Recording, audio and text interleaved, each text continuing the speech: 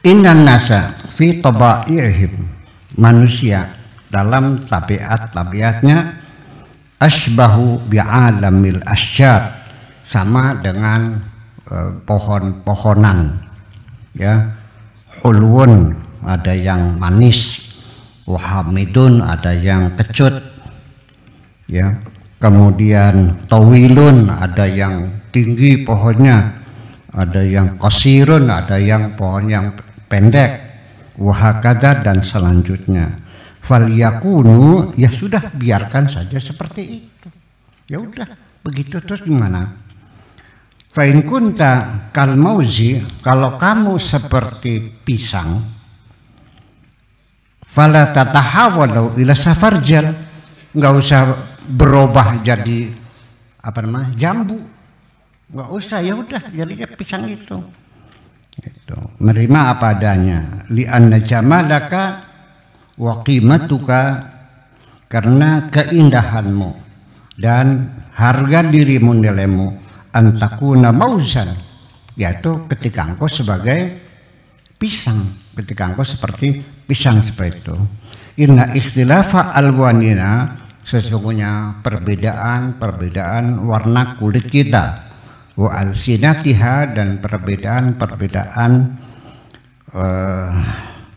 bahasa kita, wa mawahibina, dan bakat kita, wa quduratina, dan keterampilan kita, itu semuanya min ayatil bari, sebagai tanda-tanda kebesaran Tuhan.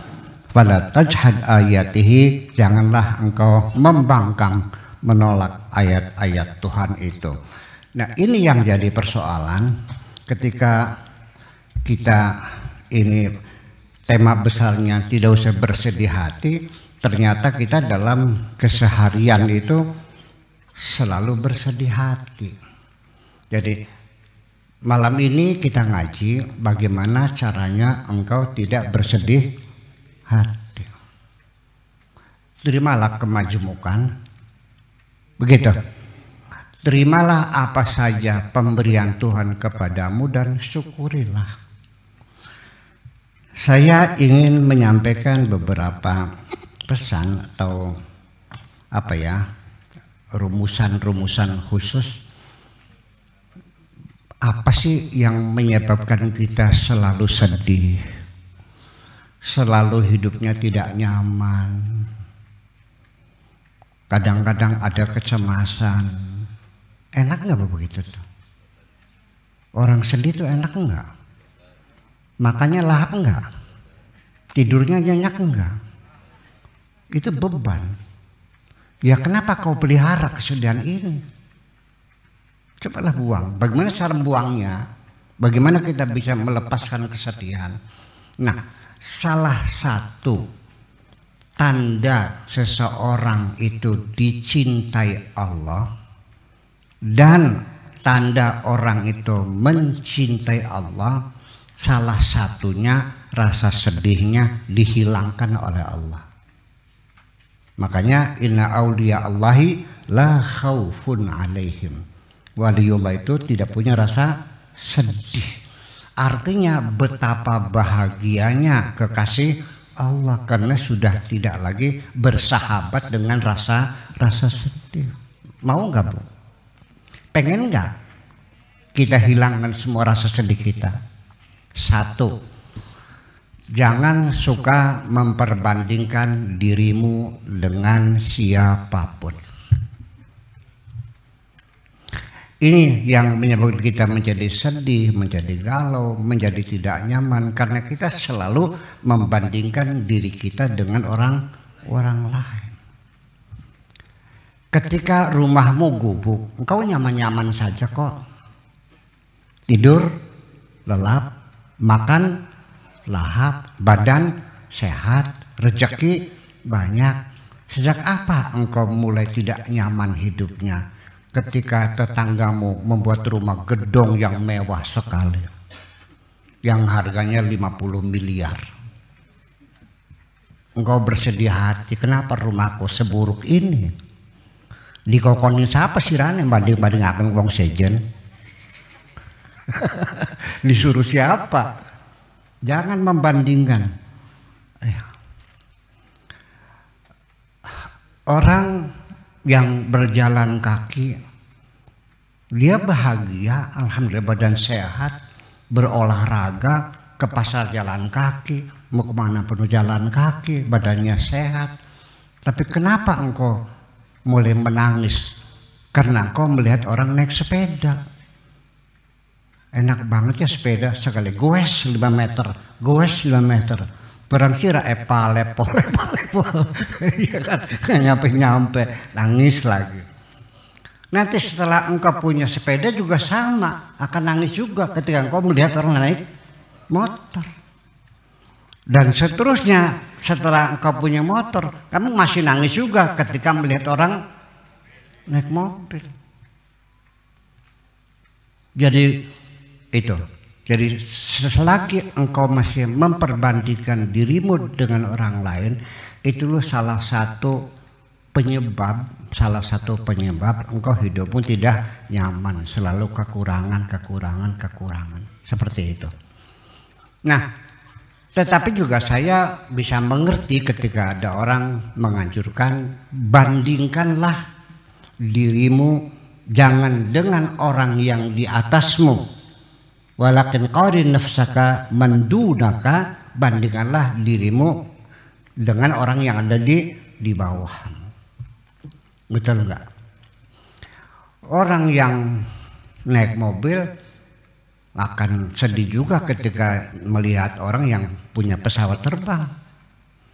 Coba lihat orang yang pakai motor, dia seneng kan? Alhamdulillah, gue mah nggak basah ke hujan tuh. Itu yang naik motor kebasahan.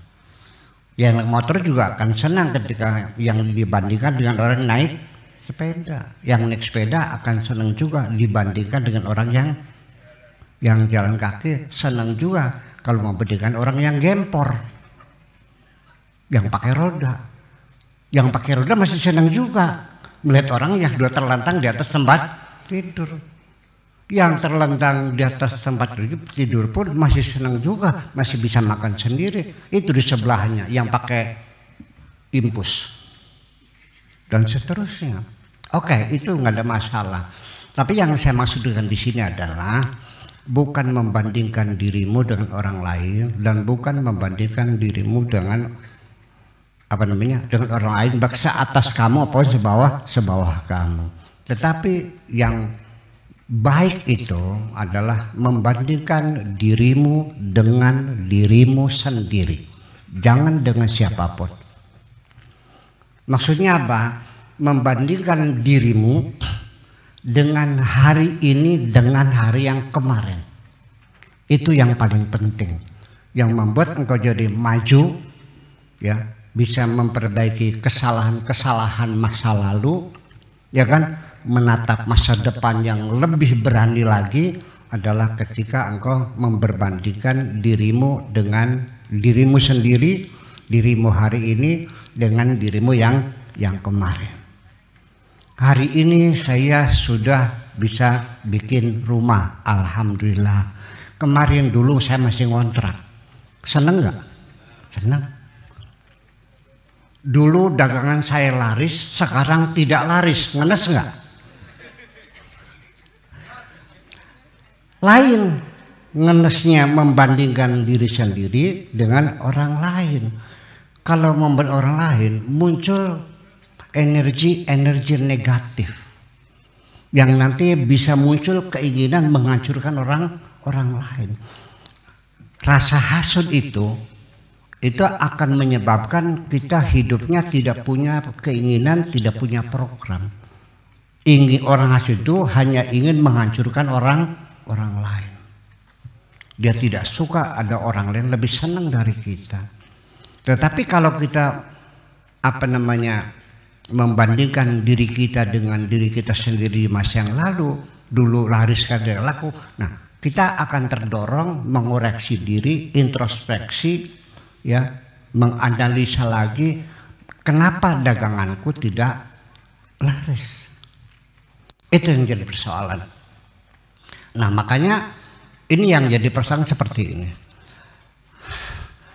satu hal yang menyebabkan kita tidak ingin memperbaiki diri, karena kita terlalu fokus ingin mencapai tujuan. Padahal keberhasilan kita itu 50-50.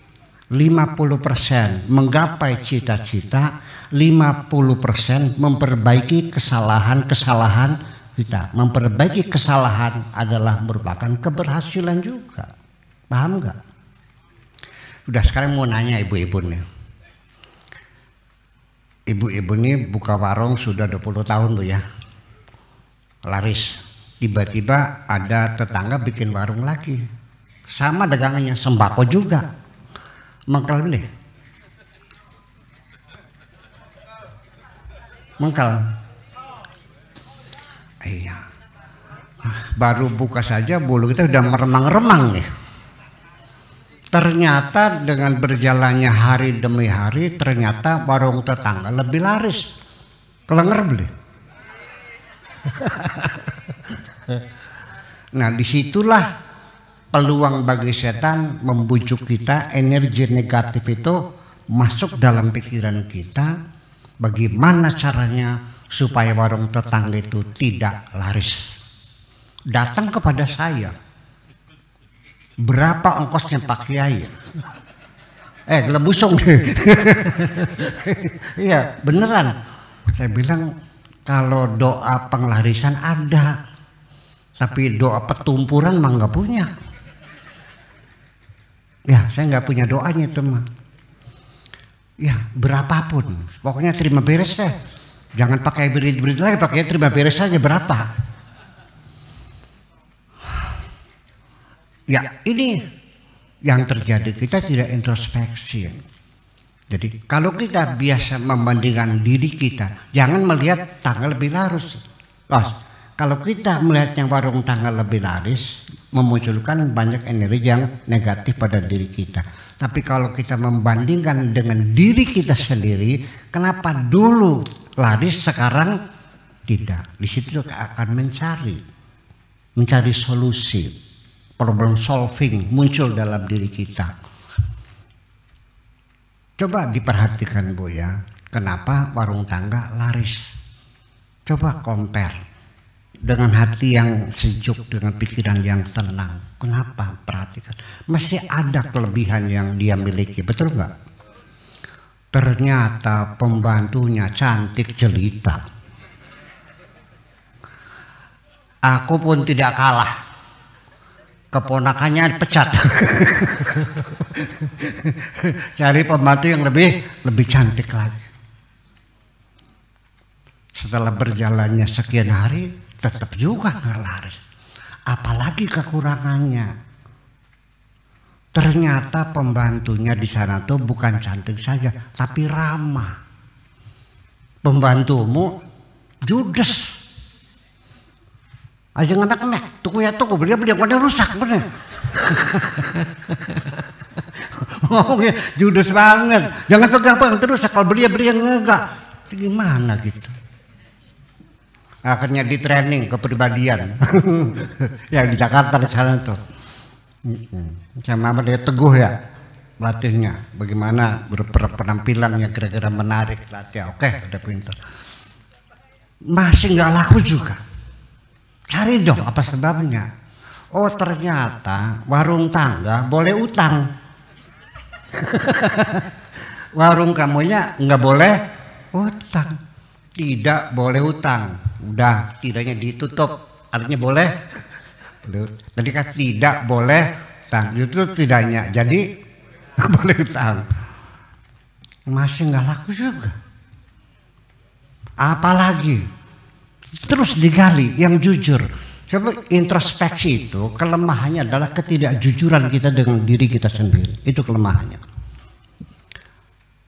Ternyata harganya lebih miring. Bedanya nggak banyak sih, ya 500 perak lah. Tapi kan dikalikan kan banyak juga akhirnya. Ya sudah harganya disamain lagi. Nah setelah sama, ya terjadi akhirnya lakunya sama juga. Selesai, nggak usah kita membenci tetangga yang dagangannya laris. begini Ibu sekalian, engkau merasa tersaingi ketika ada tangga buka warung lagi, lalu ada buka warung lagi sebelahnya lagi 3, masih marah juga.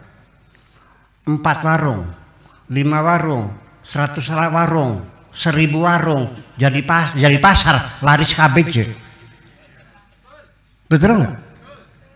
Jadi bukan warung itu yang mengurangi rezekimu. Nanti timbulnya hasud.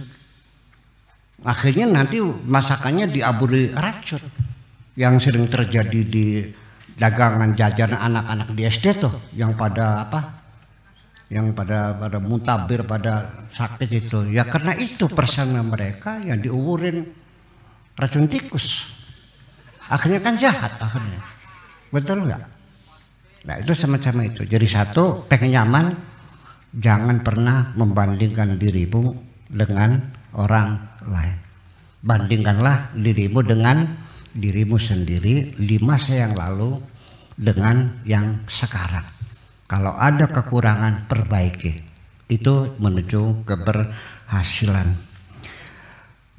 Kemudian satu, yang kedua, supaya kita jangan selalu sedih hati, banyak bersyukur kepada Allah Subhanahu wa Ta'ala. Jangan menyedihi sesuatu yang hilang dari diri kita. Sebetulnya hanya nikmat kecil yang hilang gitu. Yang masih tersisa nikmat Allah tak terhingga. Kenapa kau lupakan nikmat Allah yang sebanyak itu? Hanya kau menyedihi sesuatu yang kecil yang hilang itu. Betul nggak? Katakanlah mobilnya hilang, sedih kan? Rumah masih ada nggak? Sawah, suami, anak-anak, deposito, ya sudah, yang sudah. Iya, saya kalau hilang tuh, saya mengatakan kepada Tuhan saya, ya Allah aku ikhlas, minta ganti yang baru lagi dong.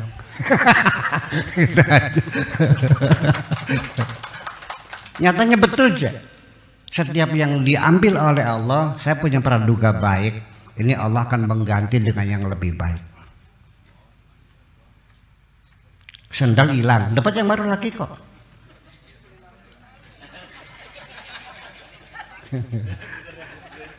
Iya, itu artinya kan diganti. Iya, dalam diri kita sendiri, di dalam tubuh kita sendiri. Itu sel-sel yang rusak itu karena beraktivitas sehari-hari oleh Allah diganti dengan sel-sel yang baru kok. Setiap hari itu sekitar 10 miliar sel yang rusak dalam tubuh kita diganti dengan yang baru. Ya, sehingga tubuh kita sekarang ini adalah bukan tubuh kita waktu kecil lagi, sudah lain. Ya, sudah sel baru semuanya itu. Ya, jadi kita banyak bersyukur kepada Allah Subhanahu wa Ta'ala. Yang masih banyak ya sudah kita nikmati, ya, yang hilang ya sudah kita ikhlaskan, ya. Gagal panen ya sudahlah, yang teguh hatimu dia sawahnya gagal panen kena apa, wereng ya, kena wereng ya sudah, jangan sampai pingsan di galengan. Setelah pingsan sawahnya jadi enggak juga kan, ya udah pulang ke rumah, panggil tukang traktor lagi, tanam lagi, kan begitu. Tiba-tiba baru mulai tumbuh kebanjiran, tenggelam, log-log kabeh ini. Sedih nggak? Nggak usah. Ditraktor lagi, ditanam lagi. Ternyata hujan nggak turun-turun, kekeringan. Traktor lagi enggak? Traktor lagi. Ya kan gitu. Terus kenapa? Kena apa namanya tuh? Kena April ya. Putih itu. Gagal lagi, tanam lagi, gagal lagi, sampai akhirnya entok-entokan. Tinggal celana poket. Celana poket itu celana pendek ya. Sampai akhirnya rumah habis, mobil habis, sawah habis, semuanya nanam padi yang tidak pernah jadi sampai mati. Itulah orang yang paling hebat di sisi Allah. keputusan Tuhan untuk turun ke bumi dengan tugas menanam padi yang tidak pernah jadi, dia lakoni sampai mati. Itu yang paling hebat. Jangan kau kira orang yang berhasil yang hebat. Yang paling hebat adalah orang yang bersabar. Kebaikanmu dibayar, sedekah dibayar, sembahyang dibayar, haji bersabar tidak dibayar, tapi bersama Allah. Innallaha ma'as sabirin. Kalau ibu-ibu ke rumah nyuci piring, saya bayar kan? Masak, saya bayar. Ngepel, saya bayar. Siapa yang bersamaku di kamar? Tahu nggak?